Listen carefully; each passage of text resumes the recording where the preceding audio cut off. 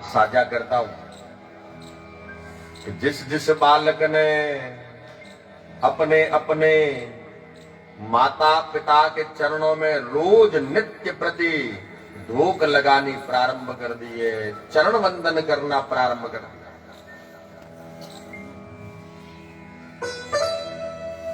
और कहीं पर आपको कुछ करने की आवश्यकता नहीं है। माता पिता के चरणों में जाकर के दंडवत प्रणाम कर लो।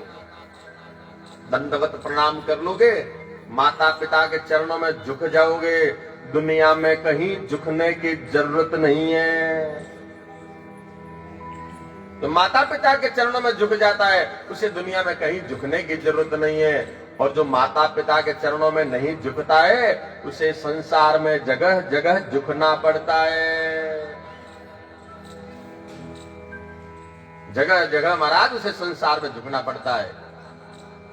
माता पिता संसार में जीवित है तो साक्षात उनके सामने जाओ और उनकी चरण वंदना नित्य प्रति करो, और संसार में नहीं है तो उनके चित्र, उनकी तस्वीर होगी, उनके सामने जाकर के हाथ जोड़ो, प्रणाम करो। जिस किसी भी अवस्था में जहां पर भी होंगे, वह सदैव पुत्र पुत्री को, संतान को अपना आशीर्वाद प्रदान ही करें।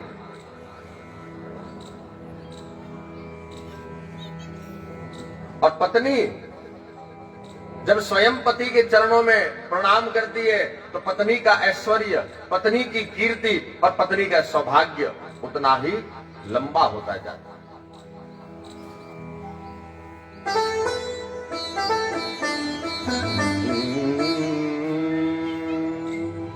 हाथ जोड़ करके प्रणाम करते हुए मैना देवी कहने लगी,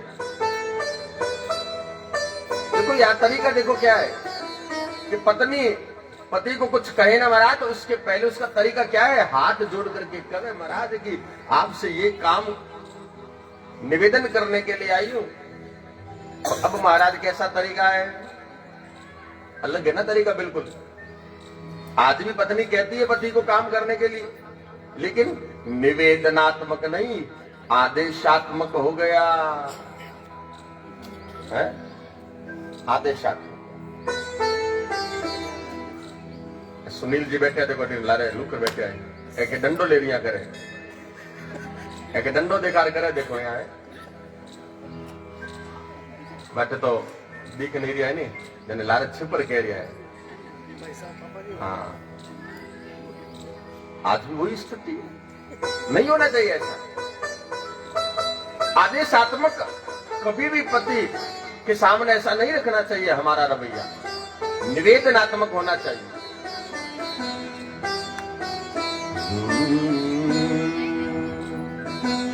मुने वाक्यम न बुद्धम में सम्यंग नारी स्वभावतः विवाहम कुरु कन्याया सुंदरेण वरेण।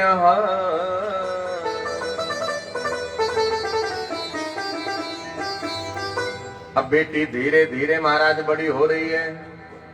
जब धीरे धीरे बड़ी हो रही है तो माता पिता के मन में दोनों के भाव उत्पन्न हो रहे हैं कि पुत्री का विवाह करना है, क्या करे, पुत्री का विवाह करना है, कैसी तैयारी करें। मैना बोली कि हिमाचल राज, स्त्री स्वभाव होने के कारण मैं नारद जी की बात को अच्छे से समझ नहीं पाई महाराज। कितना अच्छे से समझाया नारद जी ने कि कोई चिंता ना करो, कोई संदेह ना करो, लेकिन फिर भी क्या बोले, स्त्री स्वभाव के कारण, स्त्री का स्वभाव ही महाराज ऐसा होता है। एक बात समझ भी जाए ना, फिर भी थोड़े दिन के बाद मैं महाराज वापस बताऊं क्या करें। अरे 3 दिन पहले तो तुमने पूछा था भाई, आज फिर वही बात पूछ रही हो। स्त्री स्वभाव, स्त्री का स्वभाव होता है। कहा कि हे हिमाचल राज जी, मैं स्त्री स्वभाव के कारण आपको निवेदन कर रही हूं कि मैं देवर्षि नारद की बात को मैं समझ नहीं पाई थी। और देखिए नारद जी की बातों में मत आइए, कोई अमंगल वेश वाले से विवाह नहीं करना। किसी मानविहीन से मेरी पुत्री का विवाह नहीं करना, किसी भी गले में रुणमाला धारण किए हुए किसी वर से विवाह नहीं करना, मेरे पुत्री का विवाह तो किसी सुंदर वर से कर दीजिए। प्रेम से बोलो, किसी सुंदर वर से कर दो महाराज मेरी पुत्री का विवाह। यह विवाह तो सर्वथा अपूर्व सुख देने वाला होना चाहिए। गिरजा का वर शुभ लक्षणों से शुभ कुलीन होना चाहिए महाराज जी।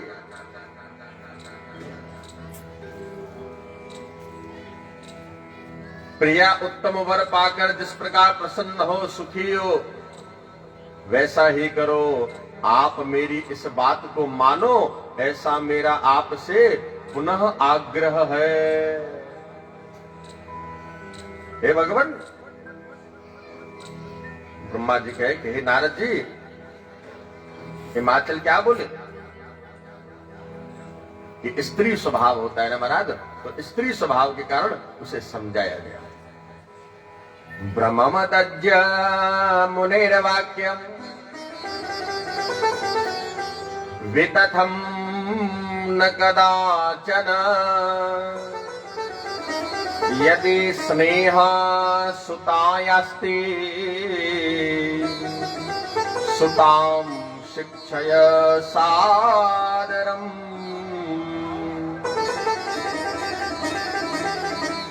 हे देवी, हे मैना, मैं यथार्थ तत्व की बात बताता हूं, सुनिए। आप भ्रम छोड़ दीजिए, मुनि की बात कभी झूठी नहीं हो सकती।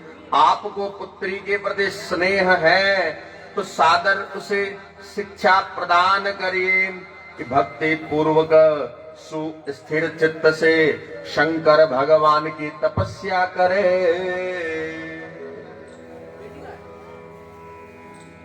आपको पुत्री का स्नेह है ना यदि, तो आप अपनी पुत्री को सादर शिक्षा प्रदान करो। क्या शिक्षा प्रदान करो? कि शंकर भगवान की तपस्या करो। और देखो, हिमाचल राज ने स्वयं कहा, शिव ने रटे, बोलो, शिव ने रटे, जोर से बोलो जरा, शिव ने रटे, सब जने बोलो जरा, शिव ने रटे। तो शिव को आपकी पुत्री रटेगी तो यह संकट जो आप समझ रही हो मैना, यह भी कट जाएगा। हालांकि संकट तो नहीं है, लेकिन आप माता हो, स्त्री स्वभाव के कारण आपको समझ में नहीं आ रहा है, इसलिए आपको यह मैं आग्रह कर रहा हूं। पति के द्वारा भी महाराज पत्नी को सदैव आग्रह ही किया जाना चाहिए। पति को भी चाहिए कि वो कभी भी ऐसा आदेश करके पत्नी को दंडित न करे, तो तुम्हें मानना ही पड़ेगा, नहीं। पति को भी चाहिए कि पत्नी को बड़े प्रेम पूर्वक, आग्रह पूर्वक उसे प्रत्येक यथार्थ बात से उसको समझाया जाता है। चिंता मत करो, सारा का सारा अमंगल नष्ट हो जाएगा। शिव के समीप सारे अमंगल सदैव मंगल बन जाते हैं। बोला ना, शिव ने रटे तो संकट कटे।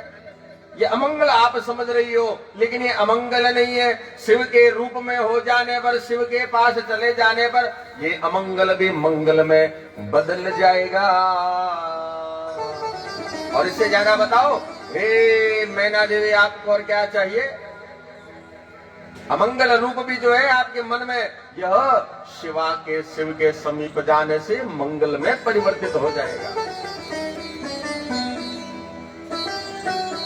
हिमवान की बात सुनकर मैना परम प्रसन्न हुई। तपस्या में रुचि का उपदेश देने के लिए पुत्री के पास में गई। पुत्री का शरीर बड़ा सुकुमार था, शरीर पर दृष्टि डाली, मैना को बड़ी व्यथा हुई और दोनों के नेत्रों में महाराज आंसू भर आए। पिता तो महाराज कठोर होता है, लेकिन माता जो है महाराज ममत्व के कारण, माता ममत्व के कारण थोड़ी, पिता कठोर होते हैं और माता थोड़ी सी लचीली होती है कि बेटा ऐसा नहीं, ऐसा कर ले। पिता ने तो कह दिया कि नहीं तुम ऐसा करना है तो ऐसा ही करना है। माता कहे कि नहीं ऐसा नहीं तो ऐसा कर ले, यह नहीं तो वह कर ले। माता के थोड़े मन में लचीलापन रहता है संतान के प्रति ममत्व भाव को लेकर, लेकिन पिता के मन में यह नहीं रहता, क्योंकि पिता जानता है कि संतान जब तक कठोर नहीं होगी तब तक वह बिना परिश्रम के, कठोर परिश्रम करके ही वह सदैव उच्च पद को प्राप्त कर पाएगी। बोलो शंकर भगवान की। आप लोग जय बोलने में इतने क्यों हो, इतने बताओ, इतनी कंजूसी क्यों कर? तो जय बोलने में भी अच्छा नहीं लगता आपको क्या? शंकर भगवान की जय बोलनी अच्छी नहीं लगती? देखो मैं तो बीकानेर से आया हूं, मुझे बोरा जी ने इस कथा पर, आसन पर विराजमान होने के लिए बीकानेर से बुलाया है, और मैं अकेला नहीं आया हूं। आपको बता देता हूं, मेरे साथ में एक प्रमाण पत्र भी लेकर के आया हूं, सैकड़ों की संख्या में छपे हुए हैं। और वो प्रमाण पत्र किस बात के आपको बता दूं कि जो भगवान की जय नहीं बोले, ऊपर लिखा है भगवान की जय बोलने में कंजूस वालों को प्रमाण पत्र। अब किस किस को लेना है बता दो, हाथ खड़ा करके बता दो, मैं उनको दे दूंगा। मेरे छपा हुआ है, खाली नाम लिखना बाकी है बस। लेना किसी को भाई, लेना है किसी को? नहीं लेना ना, तो बोलो शंकर भगवान की। प्रमाण पत्र डर लग गया तो सही कि महाराज भी करे जाओ तो सच्चे माने प्रमाण पत्र दे जाइए।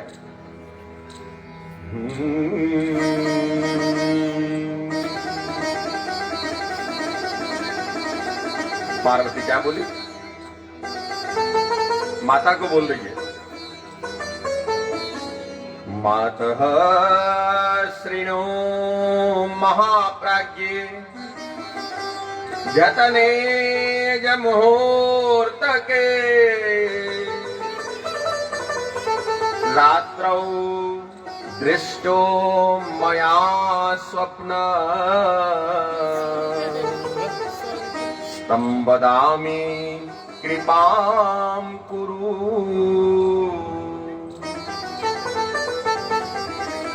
विप्रश्चैव तपस्वी मां सदयः प्रीतिपूर्वकम् उपादिदेश सुतपः कर्तुम् मातः शिवस्य वै। कितनी सुंदर बात कही पार्वती ने। बोला माता, कहा जाता है कि रात्रि के ब्रह्म मुहूर्त में जो स्वप्न आता है महाराज, वो स्वप्न सच्चा होता है। रात्रि काल जब टलता जाता है, जाते जाते जब जो ब्रह्म मुहूर्त आता है, और उस ब्रह्म मुहूर्त में यदि कोई स्वप्न आ जाए माता, तो कहा जाता है कि वो सच्चा होता है। और मुझे भी ब्रह्म मुहूर्त में एक स्वप्न आया, वो आपको बता रही हूं। क्या स्वप्न आया कि एक दयालु तपस्वी ब्राह्मण ने मुझे शिव के निमित्त में उत्तम तपस्या करने के लिए उपदेश दिया है। क्या कहा कि एक ब्राह्मण ने मुझे ब्रह्म मुहूर्त में शिव के निमित्त में उपदेश दिया। क्या? तपस्या करने का उपदेश दिया। मैना देवी ने जल्दी से हिमाचल राज्य को आग्रह किया कि एक बार आप आइए, और सारा वृतांत बताया कि देखो पुत्री को क्या स्वप्न आया है। हिमाचल ने कहा, हे मैना क्या बताऊं, मुझे भी ब्रह्म मुहूर्त में यही स्वप्न आया है। पिता को और पुत्री को दोनों को एक स्वप्न आया है। लेकिन पिता को क्या स्वप्न आया? पिता को स्वप्न आया कि हे, मैंने नारद जी ने जैसे लक्षण वाला परम तपस्वी प्रसन्नता को करने के साथ में मेरे निकट में आए, और मैं पुत्री को साथ में लेकर के गया, और वहां जब पुत्री को संग में लेकर के गया तो उन्होंने पुत्री को भगवान शंभु यही है ये दर्शन करवाया। बोलो शंकर भगवान की, मां पार्वती मैया की। गिरिराज और मैना शुद्ध चित हो गए और स्वप्न फल की अब महाराज प्रतीक्षा करने लगे कि स्वप्न का फल कब आवे।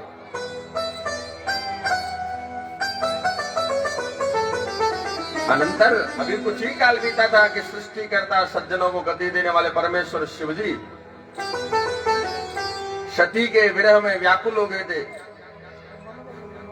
घूमते घूमते सर्वत्र अपने गणों के संग में तपस्या करने के लिए बड़े प्रेम पूर्वक हिमाचल पर्वत पर आए।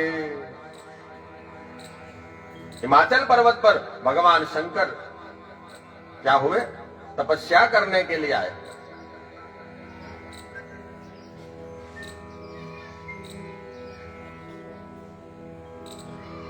ब्रह्मा जी ने कहा कि हे देवर्षि नारद,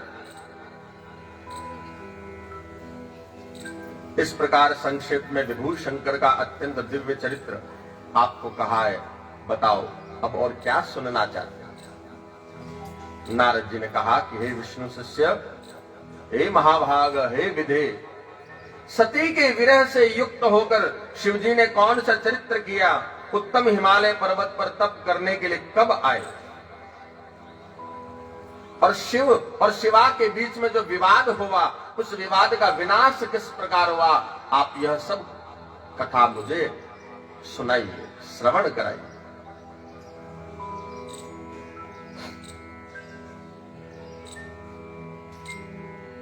लीला विशारद वे शिवजी गृहस्थ चित्त उत्तम आचरण को छोड़कर दिगंबर हो गए।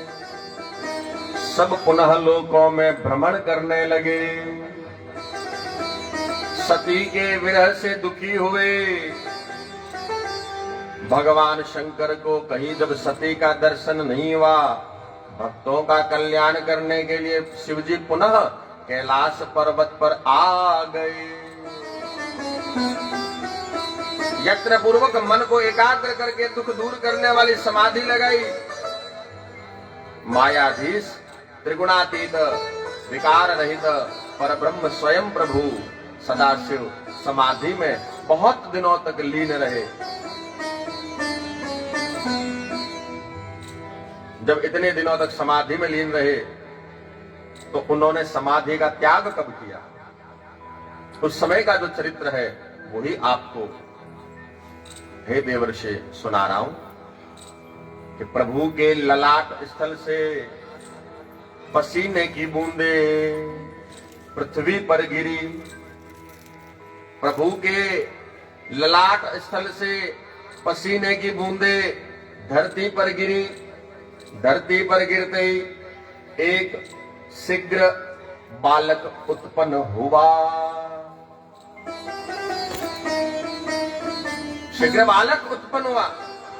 4 भुजाओं से युक्त लक्षण वर्ण वाला, अरुण वर्ण वाला, अत्यंत मनोहर रूप वाला बालक लोकाचार परमेश्वर शिव के सामने समीप जाकर पुत्र की भांति रुदन करने लगा। उसी समय भगवान शंकर से भयभीत हुई पृथ्वी ने बालक जो जल्दी से उठा लिया। बालक को जल्दी से उठा लिया महाराज। बुद्धि से विचार करके अत्यंत सुंदर स्त्री का शरीर धारण करके प्रकट हुई पृथ्वी। और शंकर भगवान ने कहा कि आज से तुम ही इस बालक की माता हो। धन्य हो, तुमने मेरे पुत्र को अपने गोद ले लिया और आज से तुम ही इस पुत्र का पालक करो। तुम ही इस बालक की पालना करो, इसका पोषण करो। बालक का नाम हुआ भौम। भौम बालक हुआ। शीघ्र युवा हो गया। काशी में बहुत काल तक शिव जी की सेवा करता रहा और भूमिपुत्र विश्वेश्वर की कृपा से गृहपद प्राप्त करके शुक्र लोक में चला गया, जिसे मंगल भी कहते हैं।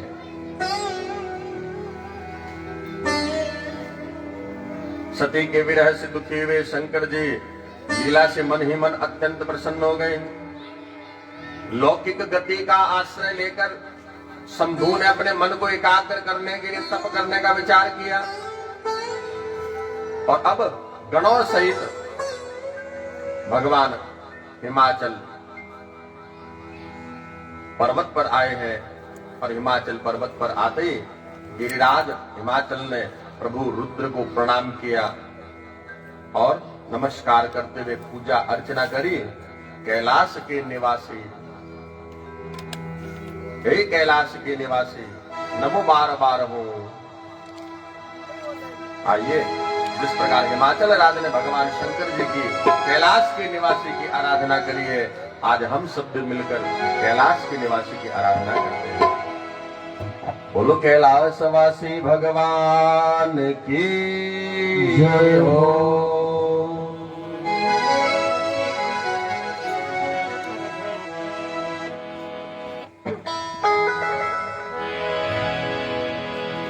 कि शिव समान दाता नहीं, जय हो।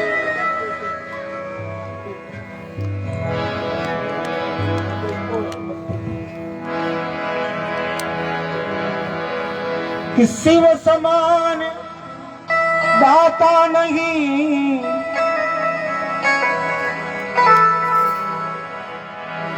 और विपद निवारण हार, कि लज्जा मोरी राखियो शिव बैलन के असवार। शिव बैलन के असवार, जय हो। बोल शंकर भगवान की जय हो।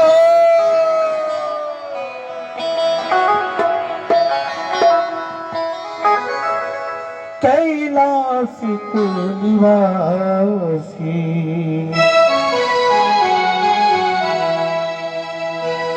नमो बार बार हो,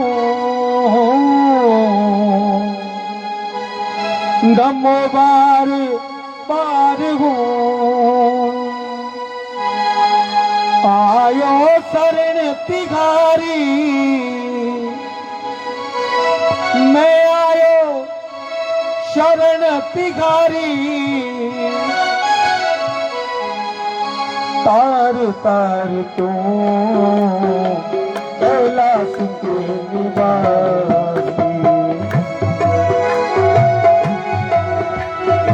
कैलाश के निवासी,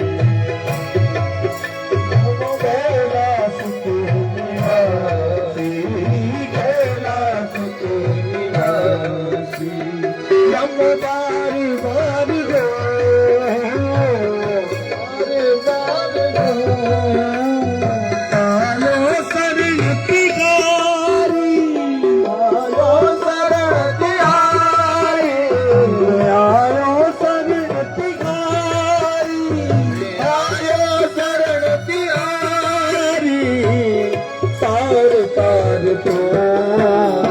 कैलाश के निवासी, कैलाश के निवासी, बेल माना भूतनाथ की।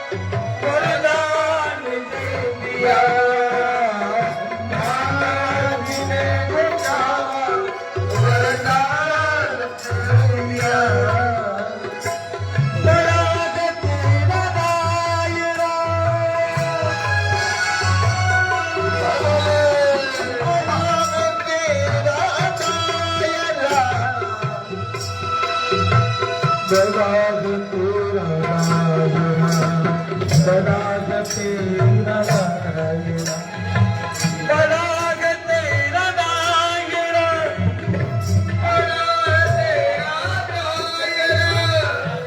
सदा तेरा राजना और दोनों हाथ मिल करके सदा दातार तो कैलाश के सिवा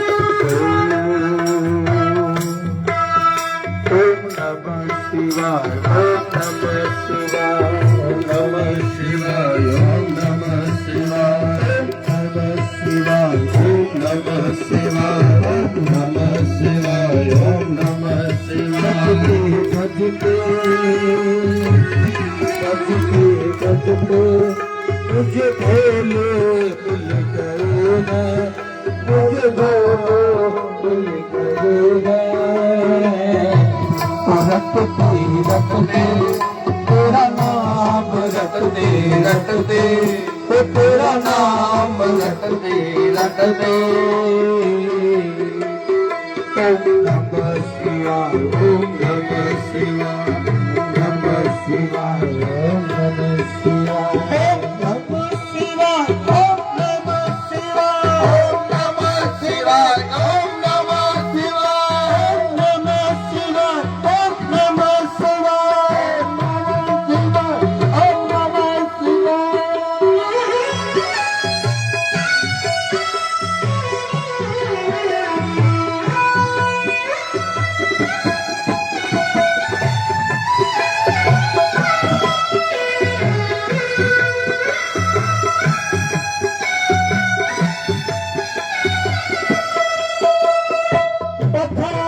क्या करूं मैं लाखों पे ढेर का मकान क्या करूं मैं लाखों पे ढेर का शिव की भभूत में है खजाना कुबेर का शिव की भभूत में है खजाना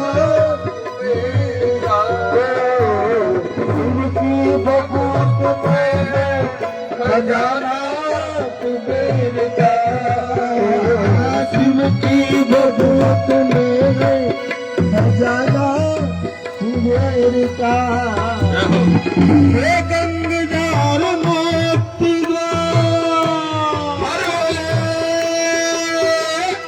हे गंगजार मोती ओमकार तो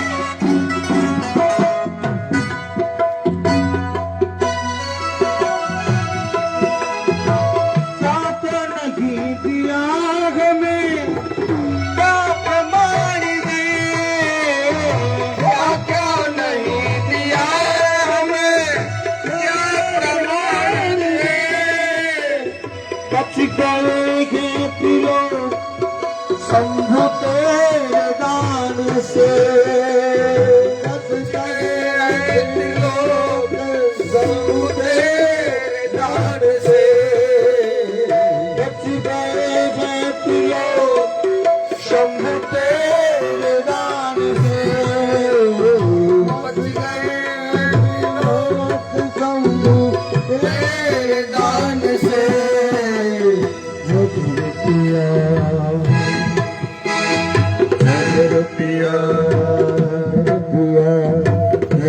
पिया और जीवन पिया, जगर पिया और जीवन दिया, जगर पिया और जीवन दिया,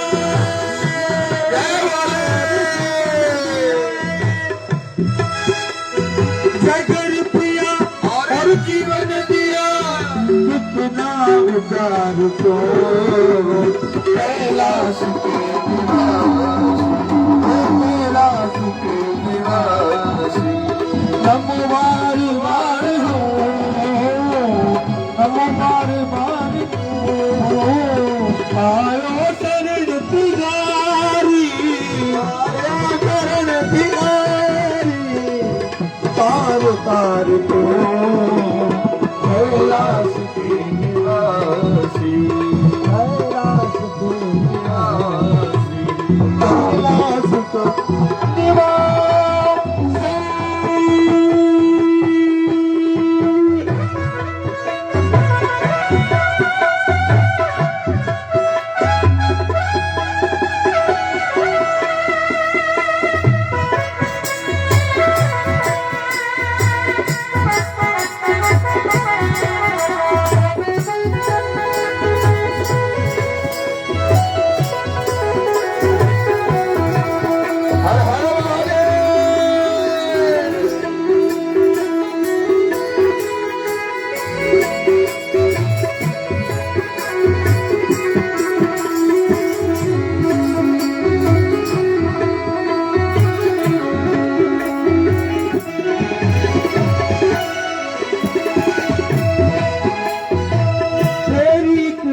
बिना नहीं ले एक भी अणु, तेरी कृपा बिना नहीं ले एक भी अणु,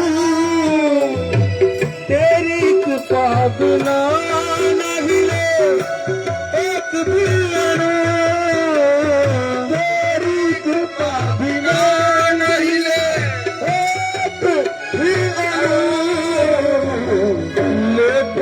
सांस तेरी कृपा से तनु तनु, लेते सांस तेरी कृपा से तनु तनु, लेते सांस तेरी कृपा से तनु तनु, लेते सांस तेरी दया से तनु तनु, भक्त एक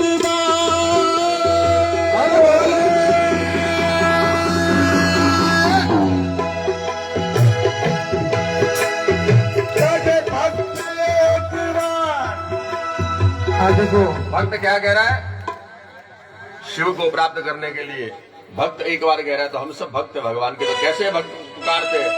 मैंने हाथ खोल करके मुट्ठी में डालिए से, क्योंकि देखिए ये जो जोधपुर नगरी है, सूर्य नगरी है,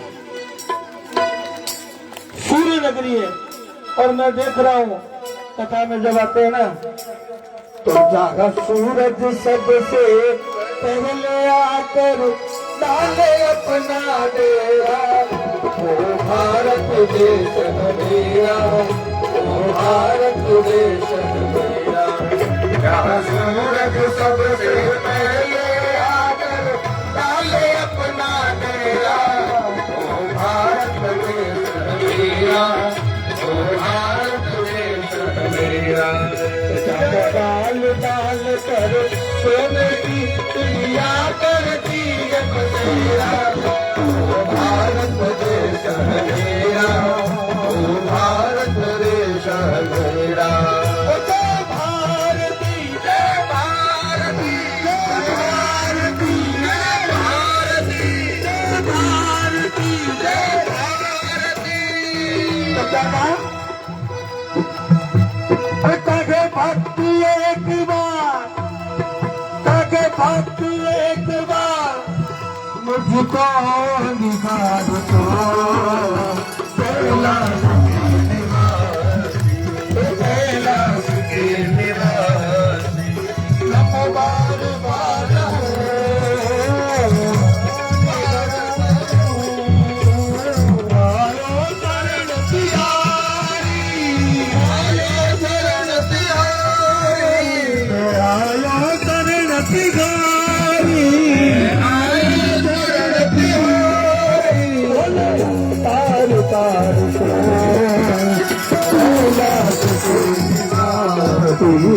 कैलाश के निवास, कैलाश के निवास।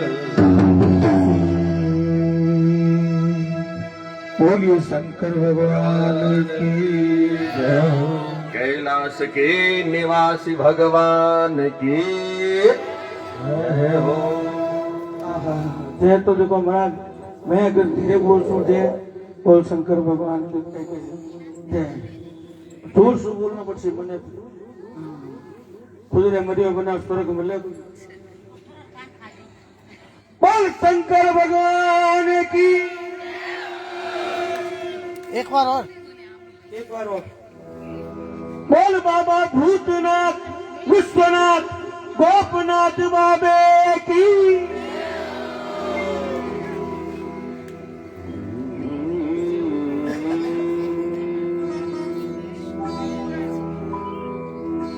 देव देव महादेव कपरदिना शंकर प्रभो त्वयैव लोकनाथेन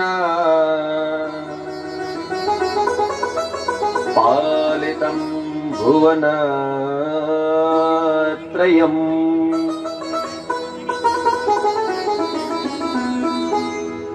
नमस्ते देव देवेश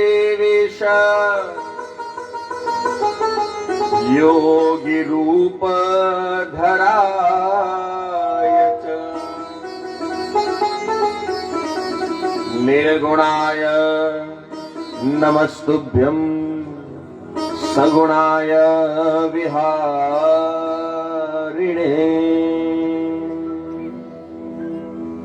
अब गणों के सहित हिमाचल राज प्रभु रुद्र को प्रणाम किया।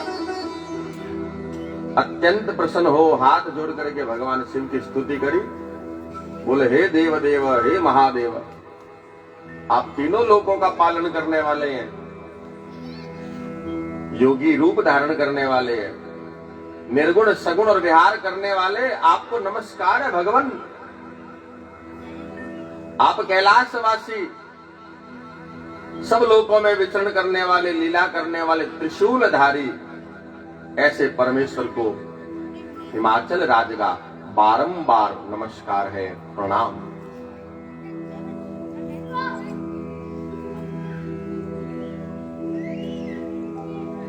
स्तुति करी, वंदना करी हिमाचल राज ने। और गिरिराज का यह वचन सुनकर महेश्वर ने थोड़े से नेत्र खोले, सेवकों सहित जब हिमाचल राज्य को देखा तो क्या बोले?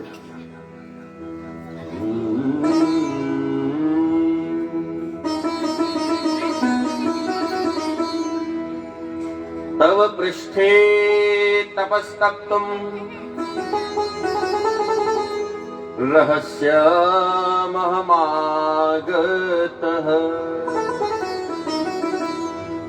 यथा न कोपे निकटम् समायातु तथा कुरु।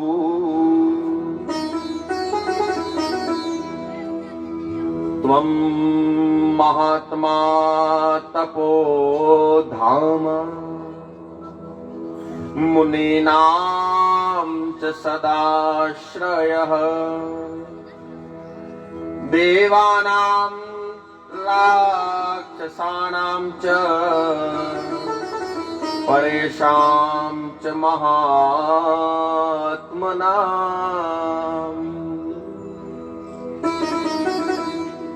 जैसे देखा हिमाचल राज खड़े हैं, महेश्वर बोले, हे शैलराज, मैं आपके शिखर पर एकांत में तपस्या करने के लिए आया हूं। क्या बोले? आपके शिखर यानी हिमाचल के, हिमालय के शिखर पर एकांत में तपस्या करने के लिए आया हूं मैं। ऐसा प्रबंध करो कि मेरे निकट कोई नहीं आवे। तपस्या तो वही होती है महाराज। भजन और भोजन तो महाराज एकांत में ही अच्छे लगते हैं। बुजुर्ग लोग कहते थे ना कि भजन और भोजन दोनों एकांत। अब हम लोग भोजन करते समय भी बोलते हैं, भोजन करते समय आजकल तो महाराज ये मोबाइल आगे रहता है, एक हाथ से उसको चलाते रहते हैं, एक हाथ से भोजन करते रहते हैं। मोबाइल नहीं होगा तो टीवी होगी सामने। नहीं, भोजन महाराज एकांत। और भजन भी करना है भगवान का। भजन यानी साधना, तपस्या, भगवान की माला फेरनी है तो एकांत में। आप महात्मा तपस्या के धाम, मुनियों, देवताओं, राक्षसों, अन्य महात्माओं को सदा आश्रय देने वाले हैं। हे शैलराज, जिस साधन से यहां मेरी तपस्या बिना किसी विघ्न के हो सके, आप वही सर्वथा मेरे लिए यत्न पूर्वक मुझे कर दीजिए। अर्थात कोई भी मुझे विघ्न, बाधा डालने के लिए यहां पर नहीं आवे, ऐसा प्रबंध कर दीजिए। हिमाचल बोले, हे जगन्नाथ, हे परमेश्वर, आज मैंने आपका स्वागत पूर्वक पूजन किया है। मेरे लिए यही बड़ी सौभाग्य की बात है कि मैंने आपका स्वागत पूजन किया है। अब मैं अपने देश में उपस्थित आपसे क्या प्रार्थना करूं? मुझसे बढ़कर कोई सौभाग्यशाली नहीं है, मुझसे बढ़कर कोई पुण्य आत्मा नहीं है जो आप मेरे पृष्ठभाग पर तपस्या करने के लिए स्वयं पधारे महाराज। हे शंकर भगवान, आपने मुझ पर तो कितनी बड़ी उदारता करी है, कितना बड़ा आपने मुझ पर बड़ा हृदय रखा है कि आप मेरे पृष्ठभाग पर आज तपस्या करने के लिए पधारे। आप स्वतंत्र होकर बिना किसी विघ्न के उत्तम साधना करिए, उत्तम तपस्या करिए। प्रभु, मैं आपका दास हूं, सदैव आपकी सेवा करता रहूंगा और कोई भी आपकी सेवा में विघ्न उपस्थित नहीं होगा, ऐसा मैं आपको आश्वस्त अपनी तरफ से करता हूं। गिरिराज तुरंत अपने महल में चले गए और जाकर के अपनी प्रिया को, प्रिया यानी धर्म पत्नी को, बड़े आदर से वृतांत सुनाया और समस्त गणों को बुलाया कि आज के बाद में जब तक मेरी आज्ञा नहीं हो, कोई भी मेरे गंगा अवतरण नामक शिखर पर नहीं जाएगा, और यदि कोई चला गया तो मैं उसे दंड का भागीदार बना दूंगा।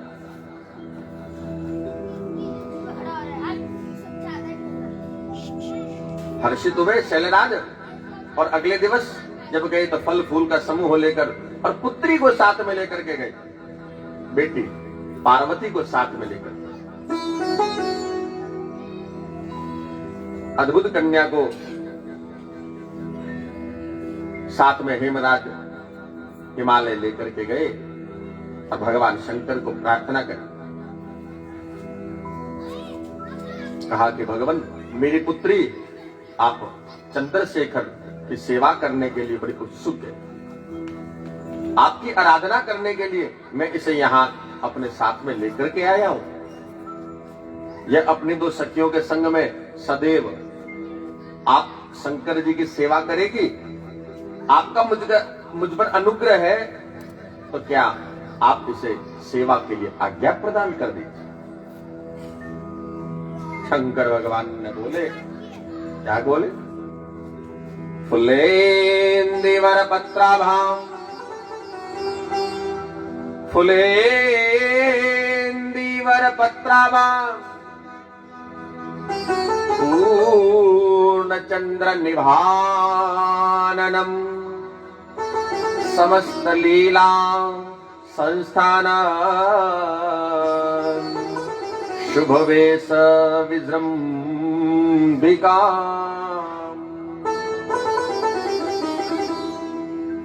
शंकर भगवान ने कहा कि यौवन की प्रथम अवस्था में वर्तमान पूर्ण चंद्रमा के समान मुख वाली, विकसित नील कमल के पत्र के समान आभा वाली, समस्त लीलाओं के स्थान रूप सुंदर वेश से सुसज्जित शंख के समान ग्रीवा वाली, ऐसे दर्शन जब होते हैं किसी स्त्री के तो ध्यान रूपी पिंजरे में बंद मुनियों के मन भी विचलित हो जाते हैं। और तुम्हारी इस सर्वांग सुंदरी कन्या को मैं देखकर ही विचलित नहीं हो जाओ, इसलिए मुझे सेवा में तुम्हारी पुत्री नहीं चाहिए, नहीं चाहिए। अरे ध्यानियों का मन हरण करने वाली होती है स्त्री, तो ध्यानियों का मन हरण करने वाली स्त्री होती है। और बड़े बड़े ऋषि महात्माओं का तपस्या को भंग करने वाली भी कोई न कोई अप्सरा होती है, कोई स्त्री होती है। तो हिमालय बोले, देव देव महादेव करुणाकर शंकर पश्य मां शरणं प्राप्त उन्मील्य नयने विभो।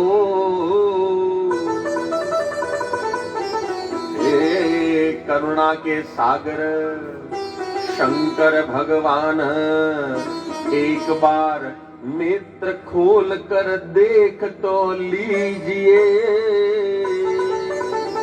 एक बार नेत्र खोलकर देखो तो सही भगवान। हे शिव, हे सर्व, हे महेशान, जगत को आनंद प्रदान करने वाले प्रभु,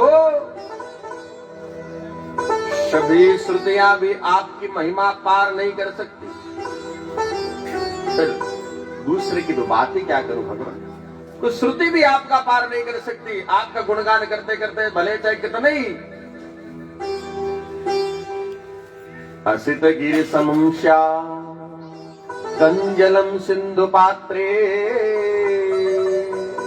सुरतर वरुशाखा लेखने पत्र मूर्वी लिखते यदि गृहीत्वा शारदा सर्वकालम तदपि तव गुणाना मीस पारम न याति। स्वयं साक्षात शारदा भी आवे, सरस्वती भी आवे, शारदा भी आपके गुणों का बखान वर्णन नहीं कर सकती। इतना अधिक वर्णन है भगवान आपका। तो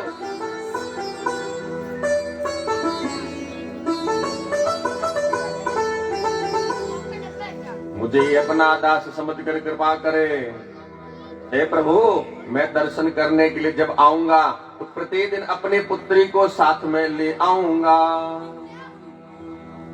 क्या बोले शंकर जी अब? आगंतव्यम त्वया नित्यम, आगंतव्यम त्वया नित्यम दर्शनार्थम ममाचल कुमारीं सदने स्थाप्य नान्यथा मम दर्शनम। हे शैलराज, जब मेरे दर्शन करने आओ तो अकेले दर्शन करने आओगे। पुत्री को सदने स्थाप्य, घर में पुत्री को छोड़ करके आओ, इसको लेकर के आओगे तो मेरे दर्शन तुम्हें नहीं होंगे।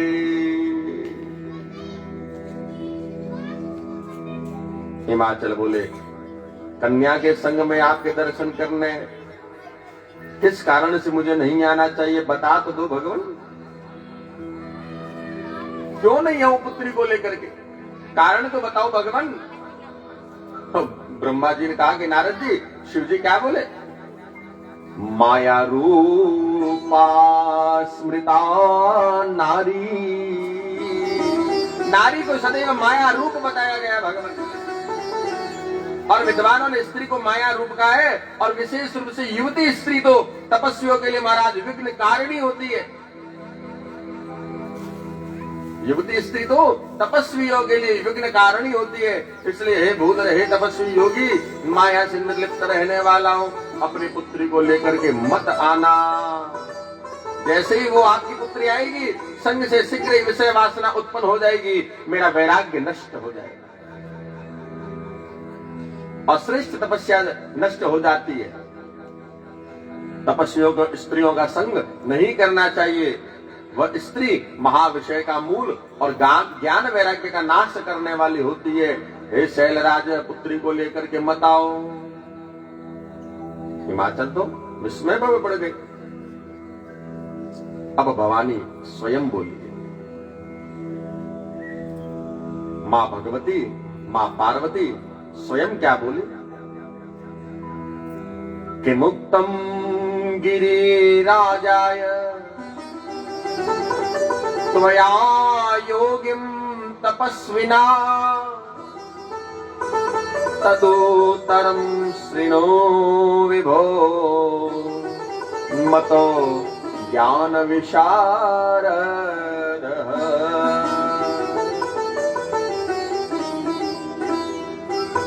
तपः सत्यान्वितः शंभो करोसि विपुलं तपः तव बुद्धिर्यम जाता तपस्तप्तो महात्मनः। भवानी बोली, है योगिन, आप मुझसे सुनिए। हे शंभो, आप तप की शक्ति से संपन्न होकर महातपस्या कर रहे हो। तपस्या करने के लिए आपको ऐसी बुद्धि प्राप्त हुई है। तपस्या करने के लिए ऐसी बुद्धि प्राप्त हुई ना आपको, तो सभी कर्मों को करने वाली शक्ति को ही प्रकृति बताया गया है। सब कर्मों को करने की जो शक्ति होती है हमारे, उसे को ही प्रकृति कहा जाता है। हे महादेव, और उसी के द्वारा सबकी सृष्टि, पालन और संहार भी होता है।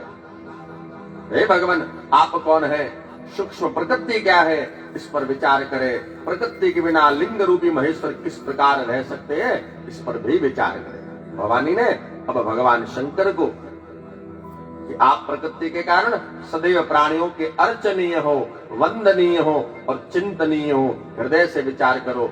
आप वही मुझे कह दो जो आप हृदय में विचार कर रहे हो। महेश्वर बोले, मैं उत्तम तपस्या के द्वारा प्रकृति का नाश करता हूं और वस्तुतः प्रकृति से रहित होकर ही शंभु के रूप में स्थित होता हूं। सत्पुरुषों को कभी भी प्रकृति का संग्रह नहीं करना चाहिए और लोकाचार से दूर और विकार रहित रहना चाहिए हमेशा। तो भजन करने वाला है महाराज, उससे बाहर की विषय वस्तुओं से क्या तात्पर्य है। कुछ मिल गया तो ठीक है, न मिला तो भी ठीक है। तो भवानी बोली, एतद् विचार्य वक्तव्यम् तत्वतो हि यथा तथम् प्रकृत्या सर्वमेतच्च बद्धमस्ति निरन्तरम्।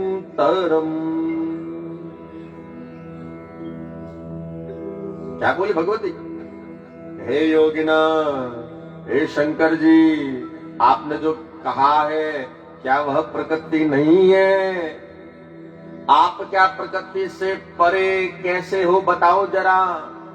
प्रकृति से परे हो क्या आप? प्रकृति से परे हो क्या आप? इन सब का तात्विक दृष्टि से ठीक ठीक विचार करके ही आपको बोलना चाहिए, क्योंकि जो कुछ बोल रहे हो, जो कुछ देख रहे हो, जो कुछ सुन रहे हो, जो कुछ सूंघ रहे हो, जो कुछ कह रहे हो, जो कुछ ले रहे हो उधर में, वो सब प्रकृति है। और प्रकृति यदि कुछ है तो शक्ति के बगैर अधूरी है। कितनी सुंदर बात का अर्थान्वयन मां भगवती ने भगवान शंकर के सामने किया। ऐसा मैं समझती हूं, ऐसी मेरी बुद्धि कहती है, हे शंकर भगवान, आप जो कुछ सुनते खाते देखते कहते सब प्रकृति तो है, और ये योगिन मुझे आपके साथ वाद विवाद करने की क्या आवश्यकता है? विद्वान पुरुष प्रत्यक्ष प्रमाण कराने पर ही अनुमान प्रमाण को नहीं जानते। मैंने तो आपको प्रमाण दे दिया शंकर जी कि जो देखते हो, जो खाते हो, जो करते हो, जो सुनते हो, वो सब प्रकृति है। और आपने कहा प्रकृति का संग्रह नहीं करना है, तो फिर ये कान, आंखें, नाक, मुख, गला, उदर, भुजा, चरण, ये क्या है? बताओ फिर। सांख्य शास्त्र के अनुसार कहा हुआ वचन सुनकर भगवान शिव भी वेद वेदांत में स्थित हो गए। शिव जी बोले, गिरे, मैं यहीं आपके अत्यंत रमणीय श्रेष्ठ शिखर की भूमि में तपस्या के लिए विचार करता हुआ विचरण करूंगा। हे पर्वतराज, आपकी आज्ञा के बिना कोई तप नहीं किया जा सकता। भगवान बोले, मनुष्य सहित संपूर्ण जगत भगवान आपका ही है, मैं आपको क्या बोलूं?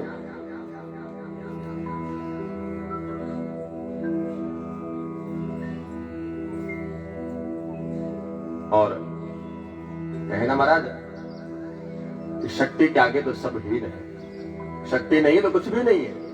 और शक्ति ने, मां भवानी ने आज ऐसा सांख्य शास्त्र का प्रमाण, अनुमान प्रमाण दिया है, जिससे भगवान शंकर को भी मानना पड़ा और कहा कि हाँ, तुम अपनी पुत्री को मेरे दर्शन के लिए ला सकते हो। प्रेम से बोलो। अब काली रोज सहेलियों के संग में नित्य भक्ति परायण होकर शंकर जी की सेवा करने के लिए पास जाती। महेश्वर के आदेश की आज्ञा का पालन करने वाले पवित्र नंदीश्वर आदि कोई भी गण उन्हें रोकते नहीं थे। अब भगवान शंकर ने सखियों सहित पार्वती को कह दिया कि तुम नित्य मेरी सेवा करो और चली जाओ, यहां रहो मत। क्या कहा? कि सेवा करो मेरी और रोज सेवा करके चली जाओ, यहां रहो मत। निर्विकार महायोगी अनेक प्रकार की लीलाएं करने वाले भगवान शंकर ने अपनी सेवा के लिए देवी को रख लिया। शंकर भगवान के चरणों को धोकर के चरणों तक का पान करती और आग से तपाकर शुद्ध किए हुए वस्त्र से उनका शरीर पहुंचती थी। महापराक्रमी तारकासुर से अब अत्यंत पीड़ित इंद्र आदि देवता मुनियों ने सब रुद्र के संग में काली का काम भाव से युग कराने के लिए ब्रह्मा जी की आज्ञा से कामदेव को वहां भेजा था। क्योंकि तारकासुर की उत्पत्ति के प्रसंग में द्वितीय पुत्र वज्रांग की कथा और उसकी तपस्या और वरदान प्राप्ति का वर्णन भी ब्रह्मा जी ने देवर्षि नारद को कह करके सुनाया।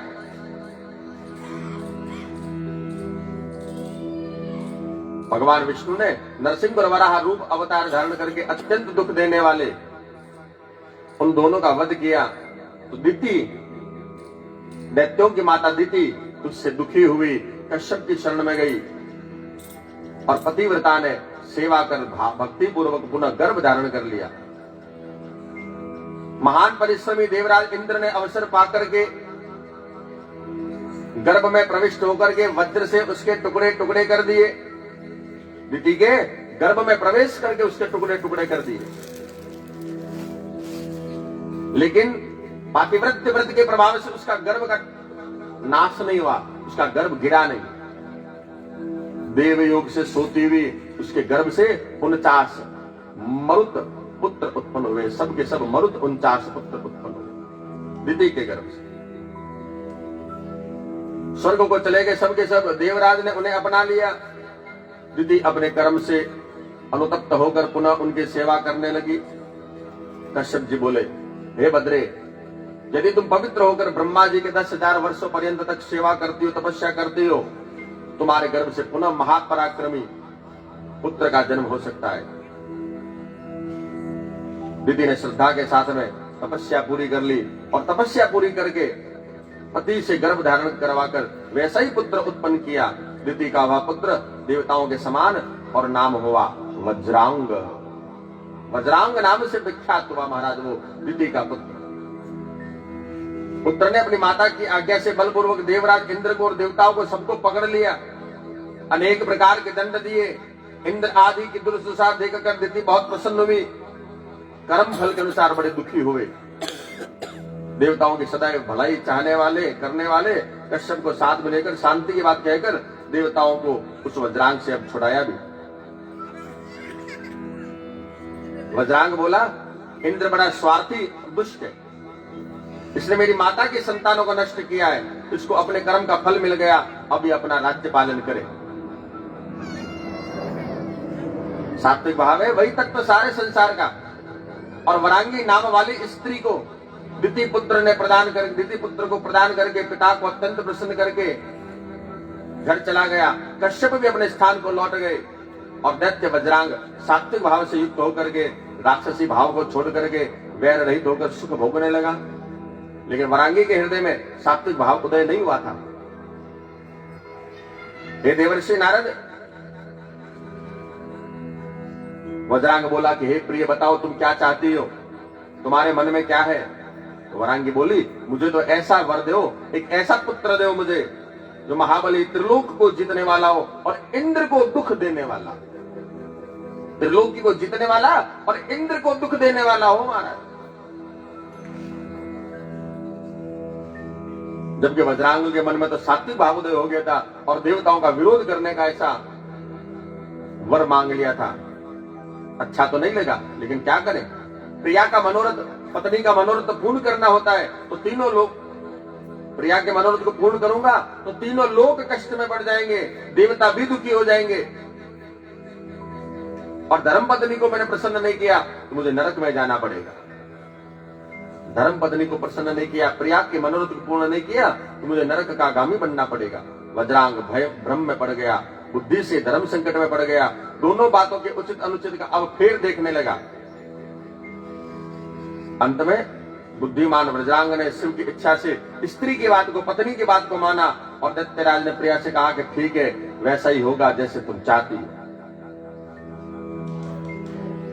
तत्पश्चात वज्रांग ने भी जितेंद्र होकर के प्रीतिपूर्वक भगवान की तपस्या करी, महातप देख करके उसे वर प्रदान कर दिया। वज्रांग ने प्रसन्न हुए, मुझ विभू को आकाश में देखकर कहा कि अपनी प्रिया के लिए हितकारी वर मांग रहा हूं, आप मुझे ऐसा पुत्र दीजिए तो महाबली, महाप्रतापी, सर्वसमर्थ और तपोनिधि हो। ब्रह्मा जी ने कह दिया, एवमस्तु।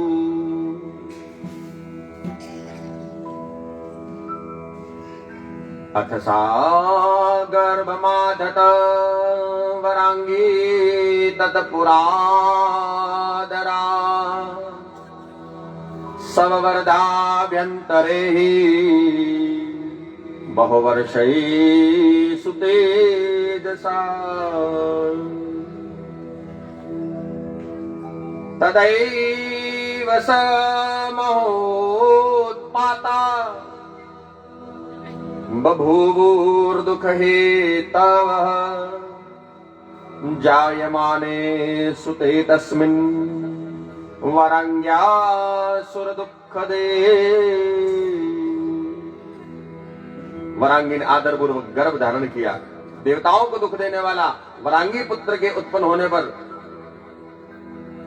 बहुत वर्षों तक परम तेज से भीतर ही भीतर बढ़ता रहा और वरांगी ने विशालकाय, महाबलवान, लोगों को भयभीत करने वाला भयंकर हुम हुम ऐसा शब्द करते हुए और देवताओं की प्रतिमाएं उछल उछल कर रोने लगी। बिना आंधी के वृक्ष गिरने लगे, आकाश में ग्रहों का युद्ध होने लगा। हे मुनिश्रेष्ठ, अनेक उत्पात होने लगे, पक्षियों के घोंसले उड़ने लगे, गधे भयभीत होने लगे, व्याकुल चित्त होकर भयानक शब्द करते हुए गुरु की आज्ञा पालन करने वाला दैत्य मधुवन में जाकर ब्रह्मा जी को लक्ष्य करके विधि पूर्वक अत्यंत कठोर तपस्या करने वाला और तारकासुर नामक पुत्र की उत्पत्ति हुई।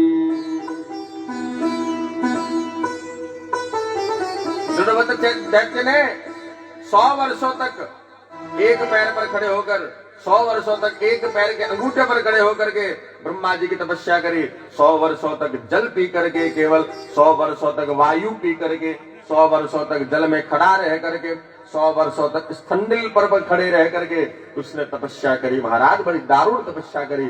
और 100 वर्षों तक अग्नि के बीच में, 100 वर्षों तक नीचे मुख करके, 100 वर्षों तक हथेली के बल पर पृथ्वी पर खड़ा होकर ऐसी तपस्या करने वाले महाराज। असुरराज ने कहा कि महाप्रभु ब्रह्मा जी, आपके बनाए हुए समस्त लोक में कोई पुरुष मेरे सामने बलवान नहीं हो, और हाँ, शिव जी के रत्न से उत्पन्न कोई देवता पुत्र होगा जो सेनापति बनकर आए तो वो मुझ पर शस्त्र प्रहार कर सकता है, जिससे ही केवल मेरी मृत्यु होगी और कोई भी मुझे मार न सके। क्या कह दिया कि केवल शिव जी का पुत्र देवताओं का सेनापति बनकर के आवे तो मुझे प्रहार कर सकता है, जिससे मेरी मृत्यु हो सकती है, और कोई भी, क्योंकि वो ये जानता था कि शिव जी तो तपस्या में है, अब वो ना तो विवाह करेंगे न पुत्र होगा। इंद्र के भय से ऐरावत हाथी, इंद्र ने भय से ऐरावत हाथी आदि सब दे दिए, तारकासुर को ऋषियों ने कामधेनु दे दी, कुबेर ने 9 निधियां दे दी, उच्चैश्रवा इंद्र ने घोड़ा दे दिया, भय के कारण सब कुछ समर्पित कर दिया। तारकासुर से उत्पीड़ित देवता लोग ब्रह्मा जी के पास में गए और ब्रह्मा जी को जाकर बोले, हे ब्रह्मा जी,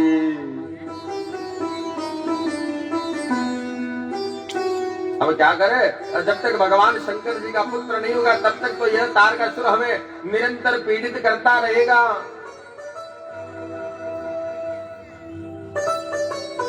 क्या करें अब?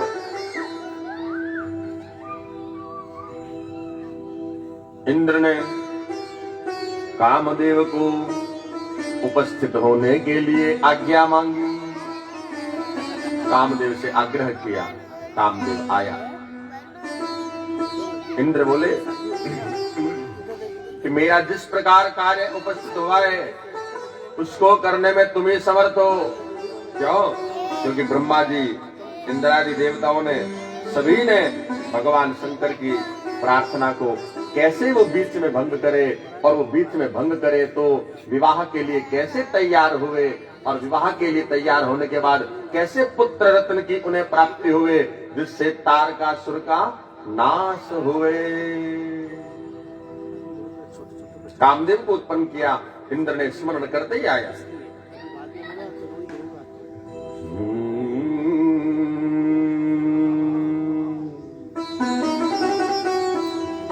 संकटे बहूयो भूते सकिं कार्यं करिष्यति तथापि च महाराज कथयामि शृणु प्रभो। हे मित्र, आज संकट के समय मैंने तुम्हें याद किया है और मेरा एक छोटा सा कार्य तुम पूर्ण कर दो। कामदेव ने कहा कि बोलो मित्र, क्या चाहते हो?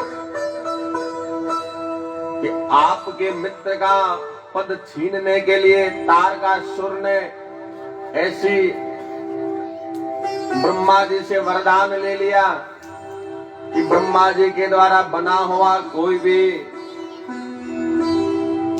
मनुष्य मेरी मृत्यु न कर सके, केवल शिव के रत्न से उत्पन्न पुत्र शिव का हो, वही देवताओं का सेनापति बने तो मेरी मृत्यु हो गई।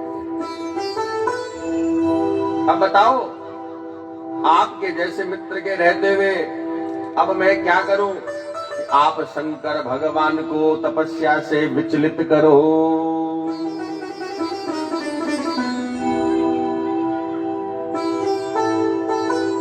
शिव जी की माया तो महाराज बड़ी आनंदित करने वाली है। कामदेव वसंत ऋतु के संग में आए हैं और वसंत ऋतु के संग में आकर के भगवान शंकर के चारों ओर वसंत फैलाई है,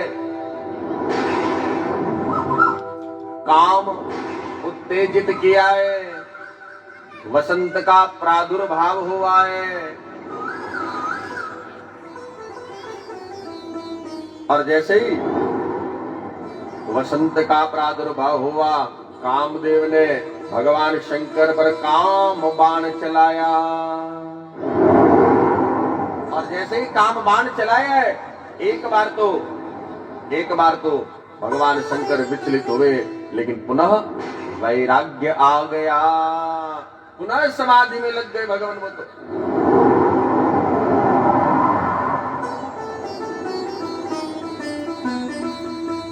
एवं चेष्टां तदा दृष्ट्वा शम्भुमोहमुपागतः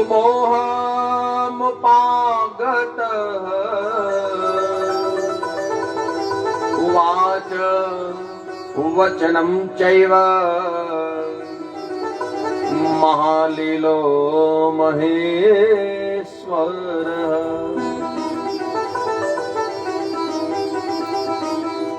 ऐसी चेष्टा करी तो चेष्टा को देखकर शंकर जी मोह में पड़ गए। महान लीला करने वाले महेश्वर ने कहा कि जब इसके दर्शन मात्र से इतना अधिक आनंद प्राप्त हो रहा है, तब यदि मैं इसका सामीप्य प्राप्त करूं तो कितना सुख प्राप्त होगा।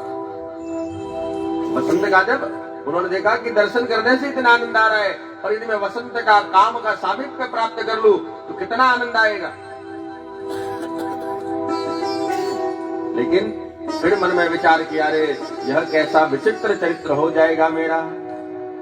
मैंने कभी भी वैराग्य भाव को नहीं त्यागा, और मैं कभी काम के वसंत के प्रभाव में नहीं आया। यही बात भगवान शंकर जी ने कही है कि न किसी के प्रभाव में जियो और न किसी के अभाव में जियो। न तो किसी का प्रभाव रखो जीवन में,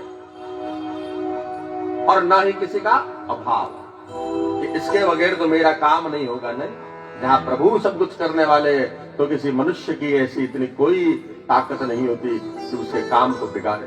तो प्रभु ने जो लिख दिया है, जो रच दिया है, तो सृष्टि में प्रभु ने बना दिए, वो सृष्टि कदापि अलग नहीं होगी। उस सृष्टि में कभी भी उथल पुथल नहीं होगा। जब वही चाहेंगे तभी उथल पुथल होगा, उससे पहले कुछ भी नहीं होना है। इसलिए न किसी के प्रभाव में और न किसी के अभाव में जियो। वैराग्य भाव को प्राप्त कर लिया और सर्वात्मा परम पर्यंग और आसन का परित्याग कर दिया। परमेश्वर पतित हो सकते हैं क्या भगवान? ब्रह्मा जी ने कहा, हे देवर्षि नारद, अनंतर जो हुआ उसे भी तो सुनो। शिव जी मन ही मन कर रहे कि मैं तो तपस्या कर रहा हूं, और तपस्या करते करते विघ्न कैसे आ गया, ये विकार कैसे आ गया, और किस कुकर्मी ने इस विकार को उत्पन्न किया है।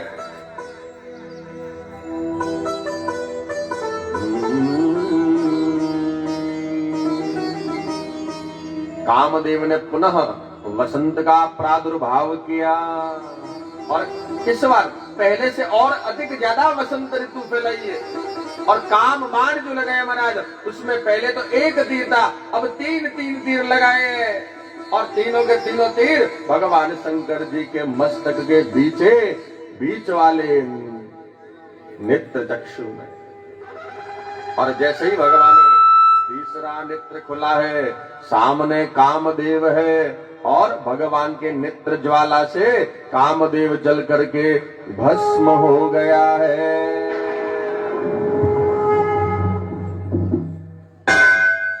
हे भगवान, सज्जनों के एकमात्र रक्षक महायोगी परमेश्वर ने जैसे ही नेत्र ज्वाला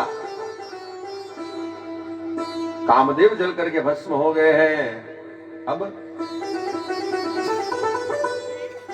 कामदेव के अर्धांगिनी रति हाथ जोड़े खड़ी है, हे परमेश्वर, मैं तो सधवा थी, आपने मुझे वैधव्य रूप में ला दिया, और मेरे पति का कोई कसूर नहीं है, केवल देवताओं के कार्य को पूर्ण करने के लिए मेरे पति ने यह कार्य किया है।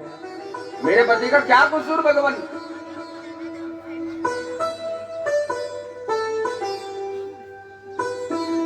मैं क्या करूं, कहां जाऊं? देवताओं ने अरे यह क्या कर दिया, मेरे उद्दत स्वामी को बुलाकर नष्ट करवा दिया। हे नाथ, विलाप सुनकर के वहां रहने वाले समस्त वनवासी सभी स्थावर प्राणी भी दुखी हो गए। इंद्र आदि समस्त देवता महेश्वर का स्मरण करते हुए रति को आश्वस्त करते हुए कहने लगे कि थोड़ा सा ये भस्म ले लो, यत्न पूर्वक रखो और भय छोड़ दो। स्वामी महादेव जी कामदेव को जीवित कर देंगे और तुम पति को पुनः प्राप्त कर लो। देवताओं ने इस प्रकार कहा है और भगवान शंकर जी तो क्रोध अग्नि में है और क्रोध अग्नि वडवा रूप धारण कर लिया है।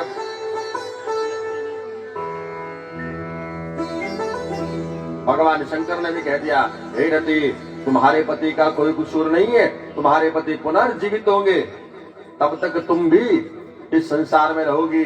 और कृष्ण द्वैपायन, जब भगवान कृष्ण का जन्म होगा तो उनके पुत्र प्रद्युम्न के रूप में तुम्हारे पति उत्पन्न होंगे और तब तक तुम जीवित रहोगी। पति के आने के उपरांत तुम उनके संग में पुनः आज के जैसे ही पूर्व की भांति ही रमण करोगी, ऐसा मैं तुम्हें वरदान देता हूँ। लेकिन भगवान शिव की क्रोध अग्नि थी महाराज। ब्रह्मा जी ने क्रोध अग्नि को लिया, वटवा रूप धारण कर लिया और समुद्र को ले जा करके धारण करवाया कि ऐसी क्रोध अग्नि महाराज और कौन धारण कर सकता है।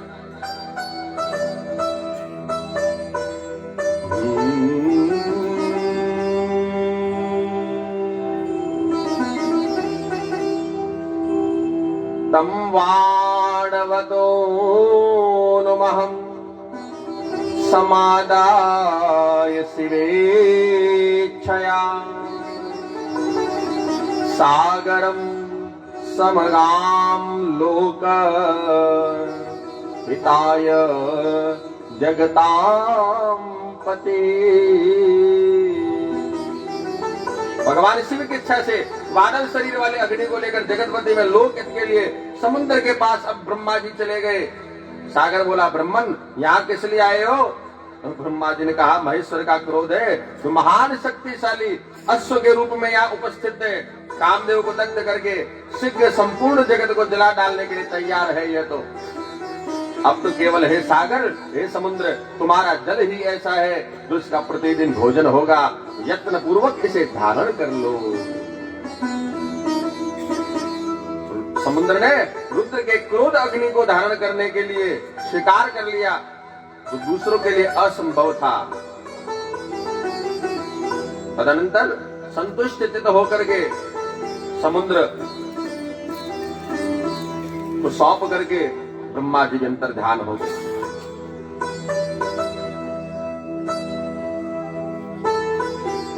कामदेव के भस्म हो जाने पर पार्वती अपने घर पर चली आई।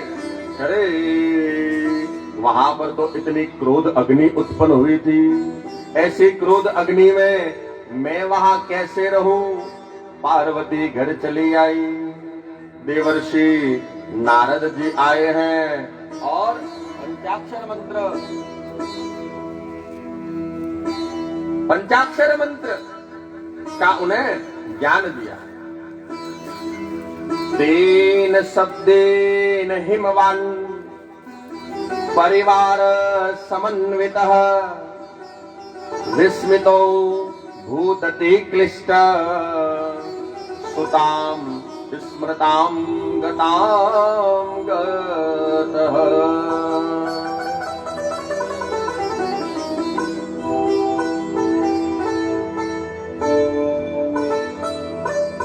हे देवर्षि, देवर्षि नारद आए, उन्होंने पंचाक्षर मंत्र का ज्ञान कराया है। सखियों के संग में बड़ी भयभीत हो गई थी वो, और हिमवान को भी बड़ा शोक हुआ।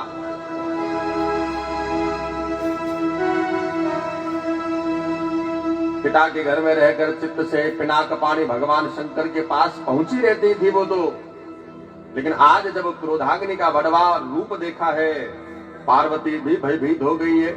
भयभीत तो क्या महाराज, वो सखियों के संग में थी तो पार्वती को लगा कह रहे, ऐसे क्रोध अग्नि वाले जहां पर आएंगे तो वहां पर कैसे संसार का कल्याण होगा, कैसे संसार का कल्याण होगा? जो सोते जागते खाते पीते नहाते धोते चलते फिरते सखियों के बीच में बैठते किंचन मात्र में सुख का अनुभव नहीं करती थी। मैं मेरे स्वरूप जन्म और कर्म को धिक्कारे पार्वती भगवान शिव के विरह से मन ही मन अत्यंत क्लेश का अनुभव करने लगी और किंचन मात्र में सुख नहीं पा रही थी। शैलराज हिमवान, पत्नी मेनका और मेनाक आदि सभी पुत्र जो बड़े उदार चरित्र थे, आज सब के सब विस्मित हो गए। देवर्षि नारद आए हैं और देवर्षि नारद ने आकर के पार्वती मैया को पंचाक्षर मंत्र का ज्ञान कराया है कि तुम और कुछ भी न करो, केवल पंचाक्षर मंत्र का ज्ञान सुनो और इसी पंचाक्षर मंत्र को तुम सदैव रटती रहो। बोलो शंकर भगवान की जय हो।